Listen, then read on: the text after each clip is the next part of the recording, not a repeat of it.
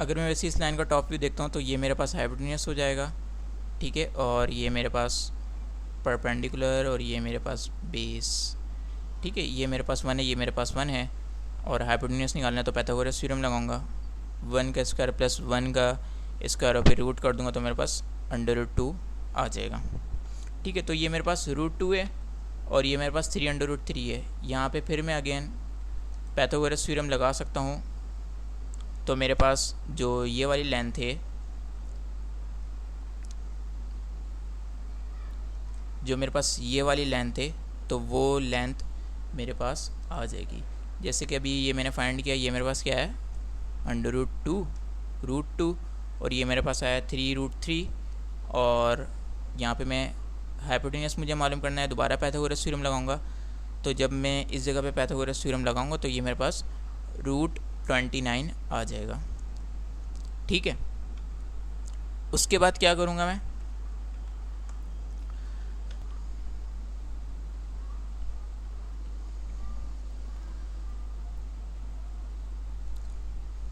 ये वाले डायग्राम को ज़रा गौर से देखें, ये वही है, ये 3√3, ये वही मेरे पास रॉ है, ये मेरे पास √2 है, और जब मैंने पाइथागोरस थ्योरम लगाया तो ये मेरे पास √29 आ गया। यहाँ पे मैंने बोला था कि मैंने लॉ ऑफ साइन लगाना है। तो लॉ ऑफ साइन कैसे लगता है यहाँ पे, जैसे साइन A/A होता है, मतलब ये वाला एंगल और फिर उसके सामने वाला मैग्नीट्यूड, और फिर ये वाला एंगल और उसके सामने वाला मैग्नीट्यूड नीचे आ जाता है और ये आपस में बराबर होते हैं। वैसे ही तीनों साइड और तीनों एंगल में ऐसे ही होता है, लेकिन मैंने यहाँ पे 2 साइड लिए हैं तो साइन लॉ में हम ऐसा कर सकते हैं। तो ये मेरे पास, इसको मैंने लेट कर लिया कि मेरे पास थीटा ये वाला एंगल, और ये मेरे पास जो है ये मैंने फाइंड किया हुआ है, और ये भी मुझे पता है और ये भी मुझे पता है। तो जो थीटा के सामने वाला मैग्नीट्यूड है वो नीचे आया, और जो इस थीटा के सामने वाला मैग्नीट्यूड है वो नीचे आया। ये मुझे पता है ये 90 है, और ये थीटा मैंने मालूम करना है। तो यहाँ पे मुझे सब कुछ ही गिवन है, सिर्फ थीटा गिवन नहीं है। तो यहाँ से मैंने जब थीटा निकाला तो मेरे पास 74.77 आया। मतलब जब मैं यहाँ पे मैंने साइन लगाया और ये थीटा जो है ये था, यहाँ पे थीटा इधर, यहाँ पे ये था, सही है। जब मैंने यहाँ पे साइन लॉ लगाया तो मेरे पास 74.7 जो है मेरे पास थीटा आ गया, सही है। अब मैंने 180 में से अगर मैं इसको माइनस कर दूंगा तो मेरे पास ये पूरा, क्योंकि 180 है यहाँ से यहाँ तक, जब 180 में से मैं ये वाला पोर्शन माइनस कर दूंगा थीटा का तो मेरे पास ये आ जाएगा, और ये क्या है, α1 है।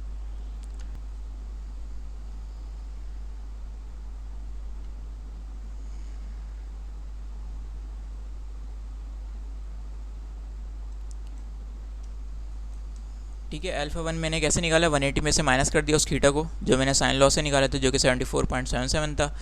फिर मेरे पास α1 आ गया और उसको कॉस में रखा तो मेरे पास ये वैल्यू आ गई, और फिर α2 मैंने वैसे ही कॉस में रखा तो मेरे पास cos α2 आ गया, क्योंकि cos α1 और cos α2 मुझे मालूम करना होता है ताकि मैं बायो-सावर्ट लॉ में लगा सकूं। अब जब ये सारी चीज़ें मैंने यहाँ पे पुट करी तो ये सारा होकर वैल्यू आ गई 0.0401 A की डायरेक्शन में, और A कैप हमें मालूम करने आता है, हम पीछे भी मालूम कर चुके हैं, जो कि बराबर होता है AL का यूनिट वेक्टर क्रॉस प्रोडक्ट होगा A रॉ के यूनिट वेक्टर से, ठीक है।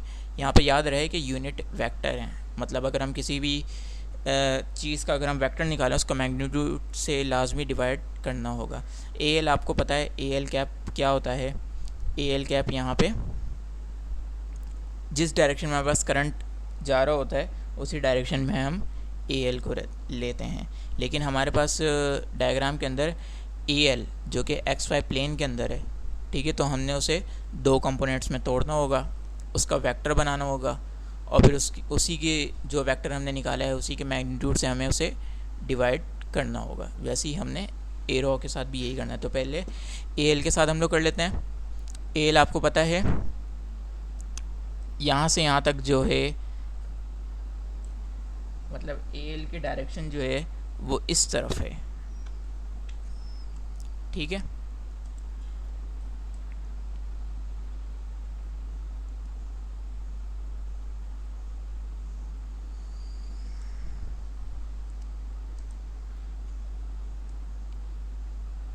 AL की डायरेक्शन जो है वो इस तरफ है। अगर हम इसको रिजॉल्व करें तो एक इसका बेस वाला कंपोनेंट आएगा और एक परपेंडिकुलर वाला कंपोनेंट। अब बेस वाला कंपोनेंट इसका ये भी हो सकता है, बेस वाला कंपोनेंट इसका ये भी हो सकता है, ठीक है, ये भी हो सकता है, ये भी हो सकता है। परपेंडिकुलर वाला कंपोनेंट इसका ये भी हो सकता है, ये भी हो सकता है। एक ही बात है, हम किसी को भी ले लें। असल बात है कि डायरेक्शन इसकी क्या सही होनी चाहिए। तो इसको रिजॉल्व करने का तरीका ये है कि वेक्टर, पहले तो हमने मेन वेक्टर जो उसे देखने के वो शुरू कहाँ से हो रहा है, शुरू यहाँ से यहाँ हो रहा है। फिर हमने उसका एक बेस वाला कंपोनेंट बनाया और एक उसका परपेंडिकुलर वाला कंपोनेंट बनाया। अब दो कंपोनेंट तो हमने बना दिए। हमारा काम क्या है कि इन दो कंपोनेंट्स के ज़रिए हमने स्टार्टिंग पॉइंट से एंड पॉइंट तक जाना है। स्टार्टिंग पॉइंट मेरे पास ये, एंड पॉइंट ये। तो आप कैसे जाएंगे, तो ज़ाहिर है आप पहले यहाँ से यूँ जाएंगे, ठीक है, और फिर यहाँ से यूँ जाएंगे। तो आपने इस मेन वेक्टर को रिजॉल्व कर दिया इन दो कंपोनेंट्स में। एक कंपोनेंट इसका परपेंडिकुलर वाला हो गया, एक कंपोनेंट इसका बेस वाला हो गया। परपेंडिकुलर वाला कंपोनेंट जो हुआ उसकी डायरेक्शन क्या हुई, वो नीचे की तरफ जा रहा है, ऐसे ये इस डायरेक्शन में जा रहा है। और ये वाली डायरेक्शन क्या है, वाई वाली डायरेक्शन है और पॉजिटिव वाई है। और जो दूसरा वाला वेक्टर है उसकी डायरेक्शन ये वाली है। और ये आपको पता है ये वाली डायरेक्शन क्या है, जो कि नेगेटिव एक्स वाली डायरेक्शन है। और इसका मैग्नीट्यूड आपको पता है, इसका मैग्नीट्यूड क्या है, 1 है। इसका मैग्नीट्यूड आपको पता है क्या है, इसका मैग्नीट्यूड 1 है। तो अगर इन दो वेक्टर को मैं अगर ऐड कर देता हूँ, ये एक पॉजिटिव फैक्टर है, ये एक नेगेटिव फैक्टर है, क्योंकि माइनस एक्स की तरफ जा रहा है, ये पॉजिटिव वाई की तरफ जा रहा है। यहाँ पे भी ऐसे ही हुआ हुआ है, सॉरी,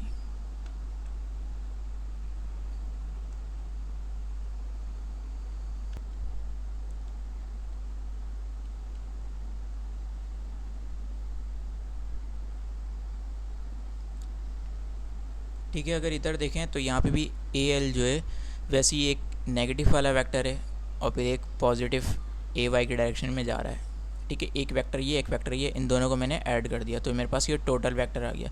लेकिन मुझे क्या चाहिए था, यूनिट वेक्टर चाहिए था, तो मैंने उसके मैग्नीट्यूड से उसे डिवाइड किया।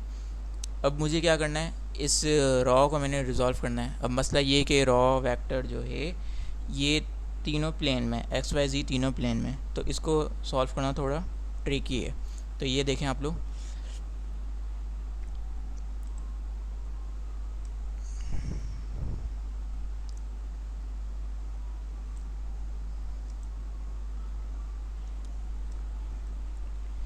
यहाँ पे ये रॉ वेक्टर है, ठीक है। इसकी डायरेक्शन पता ही है सबको, ये जो करंट एलिमेंट होता है वहाँ से और फिर उस पॉइंट तक जाती है जहाँ पे हमें मैग्नेटिक फील्ड इंटेंसिटी मालूम करनी होती है, ठीक है। इसको भी मैं रिजॉल्व कर सकता हूँ। एक इसका बेस वाला कंपोनेंट आएगा और फिर एक इसका परपेंडिकुलर वाला कंपोनेंट आएगा। ये इसका बेस वाला कंपोनेंट आ गया और ये इसका परपेंडिकुलर वाला कंपोनेंट आ गया, सही है। अब बात है कि इसकी डायरेक्शन क्या होगी। वैसे ये डायरेक्शन देखने के लिए हम इन दोनों वेक्टर की, जो मैंने वाइट कलर से ड्रॉ किया मैं, इनकी डायरेक्शन देखने के लिए हम मेन वेक्टर को देखेंगे कि वो स्टार्ट कहाँ से हो रहा है। वो स्टार्ट यहाँ से हो रहा है और एंड यहाँ पे हो रहा है। अब हमें स्टार्टिंग पॉइंट से एंड पॉइंट पे जाना है, लेकिन ये येलो वाले वेक्टर के ज़रिए नहीं, ये वाइट वाली लाइन के ज़रिए। तो ज़ाहिर है आप वाइट वाली लाइन के ज़रिए एंड जो स्टार्टिंग पॉइंट है वहीं से शुरू करेंगे और फिर इस पॉइंट पे जाएंगे। तो फिर मतलब एक वेक्टर आप ऐसे ड्रॉ करेंगे और एक वेक्टर आप ऐसे ड्रॉ करेंगे। मतलब आप यहाँ से पहले यहाँ जाएंगे, फिर यहाँ से यहाँ जाएंगे, तब आप जो है एंड पॉइंट जो है वहाँ तक पहुँच पाएंगे। तो ये वाला वेक्टर तो मुझे पता है, ये वाला वेक्टर का जो पूरा मैग्नीट्यूड है वो क्या है, 5 है, और इसकी डायरेक्शन भी क्या है, पॉजिटिव z की तरफ है। लेकिन ये नीचे वाला वेक्टर जो है ये एक प्लेन के ऊपर है, एक्स वाई प्लेन के ऊपर है। अब इसको फिर आप एक अलग सॉल्व करेंगे, इसको अब आपने अलग सॉल्व करना है। इसके फिर आपने एक कंपोनेंट बनाना है, एक इसका एक्स वाला कंपोनेंट हो जाएगा, एक इसका वाई वाला कंपोनेंट हो जाएगा। यहाँ पे भी अब आपने ऐसे ही करना है कि ये आपका मेन वेक्टर है, इसको भी आप, इसमें भी आपने रेजोल्यूशन की, इसके दो कंपोनेंट आ गए, उनमें डायरेक्शन देखनी है। तो पहले आप मेन वेक्टर देखेंगे कि उसका स्टार्टिंग पॉइंट ये, एंड पॉइंट ये। अब आपने इन दो लाइन के ज़रिए स्टार्टिंग पॉइंट से एंड पॉइंट पे जाना है। तो ये स्टार्टिंग पॉइंट है, आप पहले यहाँ से यूँ गए और फिर आप यहाँ से यूँ गए, ठीक है। तो आपके पास इस रॉ के टोटल 3 वेक्टर आ गए। एक ये वाला वेक्टर आ गया, ठीक है, एक ये वाला वेक्टर आ गया और एक ऊपर वाला वेक्टर आ गया। ऊपर वाला वेक्टर तो मुझे पता है कि 5az होगा, उसके मैग्नीट्यूड 5 है और az की तरफ जा रहा है, पॉजिटिव az की तरफ। अब ये इन दोनों वेक्टर को हम देखते हैं, इनकी डायरेक्शन क्या है। इस वाले वेक्टर की डायरेक्शन अगर आप देखें, ये नेगेटिव x की तरफ जा रही है,